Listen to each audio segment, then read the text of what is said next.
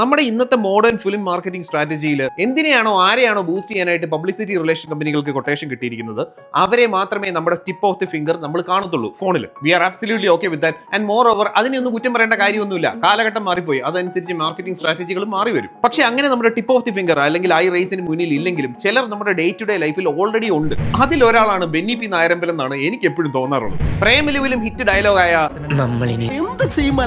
അല്ലെങ്കിൽ കല്യാണരാമനിലെ എന്തിനോ വേണ്ടി തിളക്കുന്ന സാമ്പാറുകൾ, ചാന്തുപൊട്ടിലെ റോസിയോട് പറയുന്ന റോസിക്കിന്റെ സ്വഭാവവും പ്രവർത്തികളും ഇഷ്ടപ്പെടുന്നില്ലെങ്കിൽ ഈ വീട്ടിൽ നിന്ന് റോസ് എങ്ങോട്ടെങ്കിലും പൊക്കോളൂ.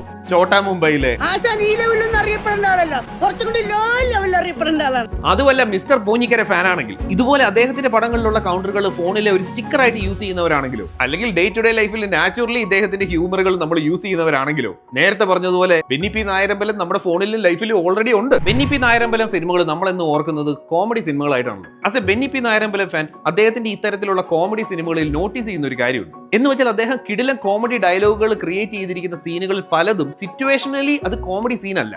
സംസാരശേഷി ഇല്ലാത്ത മകളുടെ കല്യാണം മുടങ്ങി നിൽക്കുന്ന അച്ഛന്റെ അവസ്ഥയും അല്ലെങ്കിൽ ഒരു സ്പെഷ്യലി ഏബിൾഡ് ആയിട്ടുള്ള ഒരാൾ നടത്തുന്ന ടെലിഫോൺ ബൂത്തിന്റെ സിറ്റുവേഷൻ, ഇതൊന്നും പ്രഥമ ദൃഷ്ടിയ കോമഡിയുള്ള സർക്കംസ്റ്റാൻസസ് ഒന്നും അല്ല. പക്ഷെ അദ്ദേഹത്തിന്റെ റൈറ്റിംഗ് സ്കില്ലിലൂടെ, എസ്പെഷ്യലി ഡയലോഗ് റൈറ്റിംഗ് സ്കില്ലിൽ ഇതിലെല്ലാം മെമ്മറബിൾ ആയിട്ടുള്ള ഹ്യൂമർ ഉണ്ടാക്കിയെടുക്കാൻ അദ്ദേഹത്തിന് കഴിയുമായിരുന്നു. എത്ര സീരിയസ് ആയി പോകാൻ സാധ്യതയുള്ള സീനാണെങ്കിലും ഒരൊറ്റ ഡയലോഗ് കൊണ്ടൊക്കെ ചിലപ്പോൾ ഹ്യൂമർ വർക്ക്ഔട്ട് ചെയ്ത് കളയായിരുന്നു.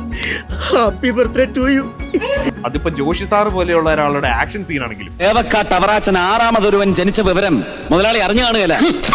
അമ്മജീവനെ പെറ്റി കിടക്കുമ്പോ അറിയിക്കാൻ ഒത്തില്ല, ക്ഷമിക്കണം. എന്തിനാ ഒരു ഡയലോഗ് പോലും ഇല്ലാതെ വളരെ സീരിയസ് സീൻ ഒരു നോട്ടം കൊണ്ടൊക്കെ റിമാർക്കബിളി മെമ്മറബിൾ സീൻ ആക്കുന്ന രീതിയിലോട്ടുള്ള സ്ക്രിപ്റ്റിംഗ് അദ്ദേഹത്തിന്റെ കയ്യിലുണ്ടായിരുന്നു. ജൂനിയർ മാൻഡ്രക്കും ദശമൂലം ദാമും ഒക്കെ ആയിട്ട് ഇന്നത്തെ നമ്മുടെ മീം കൾച്ചറിന് പണ്ടേ ഒരു ഹ്യൂജ് കോൺട്രിബ്യൂഷൻ ചെയ്തു വെച്ച ഒരു റൈറ്ററും കൂടിയായിരുന്നു ബെന്നി പി നായരമ്പലം. ബെന്നി പി നായരമ്പലം സ്ക്രിപ്റ്റുകളിലും റിപ്പീറ്റഡ് ആയിട്ട് വന്നിരുന്ന ഒരു എലമെന്റ് ഉണ്ടായിരുന്നു. എല്ലാ സിനിമകളിലും അല്ല, വളരെ റാൻഡം ആയിട്ടുള്ള ചില സിനിമകൾ. അത് വേറൊന്നുമല്ല, മെയിൻ ക്യാരക്ടറിന്റെ ചൈൽഡ്ഹുഡിലോ അപ്ബ്രിംഗിങ്ങിലോ ബയോളജിക്കൽ ഫാദർ എന്ന് പറയുന്ന ഒരു ഫിഗർ ഇല്ലാതിരിക്കുക, അതുകൊണ്ട് ഫോം ചെയ്യുന്ന ക്യാരക്ടർ ഡെവലപ്മെന്റും കഥാഗതിയും ഉൾക്കൊള്ളിക്കുന്ന ഒരു സ്ക്രിപ്റ്റിംഗ് രീതി. മന്ത്രമോദരത്തിൽ വളർന്നു കഴിഞ്ഞ അച്ഛനെ അന്വേഷിച്ച് പോകുന്ന നായകൻ, പോത്തൻ വാവയിലും ഇതുപോലെ തന്നെ അച്ഛനെ അന്വേഷിച്ച് പോകുന്ന നായകൻ, അണ്ണൻ തമ്മിൽ ഇരട്ട കുട്ടികളിൽ ഒരാൾ ചെറുപ്പത്തിൽ തന്നെ വീട്ടുകാരിൽ നിന്ന് വേർപിരിഞ്ഞു പോകുന്നു. ചാന്തുപൊട്ടിലും നായക കഥാപാത്രത്തിന്റെ ചെറുപ്പത്തിൽ അച്ഛൻ ഇല്ലാതിരിക്കുകയും പിന്നീട് അച്ഛൻ തിരിച്ചു വരികയും ചെയ്യുന്ന ഒരു എലമെന്റും ഉണ്ട്. പ്രിയദർശൻ സാർ പല ഇന്റർവ്യൂകളിലും പലപ്പോഴും പറയുന്ന പോലെ ഒരാളെ ചിരിപ്പിക്കുക എന്നുള്ളത് ഒരു ഭീകര സ്കില്ലാണ്. എന്നാൽ എഴുതി വെച്ച കോമഡി ഡയലോഗുകൾ 10-20 വർഷം കഴിഞ്ഞിട്ടും സർവൈവ് ചെയ്യുക, അത് പോപ്പ് കൾച്ചറിൽ ഇപ്പോഴും യൂസേജിൽ ഇരിക്കുക എന്ന് പറയുമ്പോൾ that is something truly beyond extra ordinary.